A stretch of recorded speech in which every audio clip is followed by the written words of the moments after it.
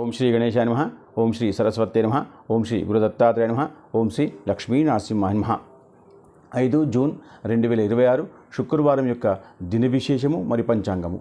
దిన విశేషం ఏంటంటే పంచమితో కూడుకున్న శుక్రవారం కాబట్టి చాలామందికి ఇళ్లలో వస్తువులు కానీ ఫైల్స్ కానీ నెంబర్స్ కానీ లేదా ఏదైనా విషయం మర్చిపోయి ఉంటే దొరకకుండా ఉంటే ఈరోజు అమ్మవారి ఆలయంలో పాయసం నైవేద్యం పెట్టి దాన్ని పంచిపెట్టండి. మీకు ఒక వారం రోజులు మీ నెంబరు, మీ వస్తువులు, మీ ఫైల్స్ మీకు అన్నీ దొరుకుతాయి. ఇది శాస్త్రం చెప్పిన మాట, శ్రద్ధగా చేయండి, అందరికీ చెప్పండి. శుభం.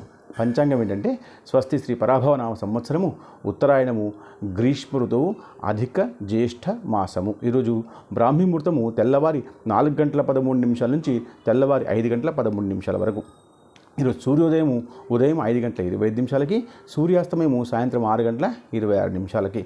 ఈరోజు తిథి బహుళ పంచమి. ఇది రాత్రి 9:18 వరకు ఉంటుంది. దాని తర్వాత మీకు షష్ఠి వస్తుంది. దాని తర్వాత నక్షత్రము ఇది శ్రవణ నక్షత్రము. ఇది రాత్రి 2:40 వరకు ఉంటుంది. దాని తర్వాత మీకు ధనిష్ఠా నక్షత్రం వస్తుంది. దాని తర్వాత యోగము. ఈ యోగము ఇది బ్రహ్మం యోగం. ఇది ఉదయము 7:28 వరకు ఉంటుంది. దాని తర్వాత భద్రం అనేటువంటి యోగము వస్తుంది. దాని తర్వాత కరణము ఇది కౌలవ కరణము. ఇది ఉదయం 8:44 వరకు ఉంటుంది.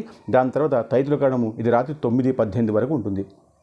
అయితే దాని తర్వాత శుభ సమయము ఇది ఉదయం 9:15 నుంచి ఉదయం 10:15 వరకు ఉంటుంది. తర్వాత రాహుకాలము ఇది ఉదయం 10:30 నుంచి మధ్యాహ్నం 12 గంటల వరకు ఉంటుంది. దాని తర్వాత యమగండము ఇది మధ్యాహ్నం 3 నుంచి మధ్యాహ్నం 4:30 వరకు ఉంటుంది. దాని తర్వాత దుర్ముహూర్తము ఇది ఉదయం 8 గంటల నుంచి ఉదయం 8:53 వరకు ఉంటుంది. దాని తర్వాత వర్జము ఇది శేష ఉదయం 6:58 వరకు ఉంటుంది. పునః వర్జం అసలు లేదు. దాని తర్వాత అమృత ఘడియలు ఇది మధ్యాహ్నం 3:32 నుంచి సాయంత్రము 5:15 వరకు ఉంటుంది. అయితే ఈ విషయాన్ని లైక్ చేయండి, షేర్ చేయండి, కమెంట్ చేయండి. శుభం.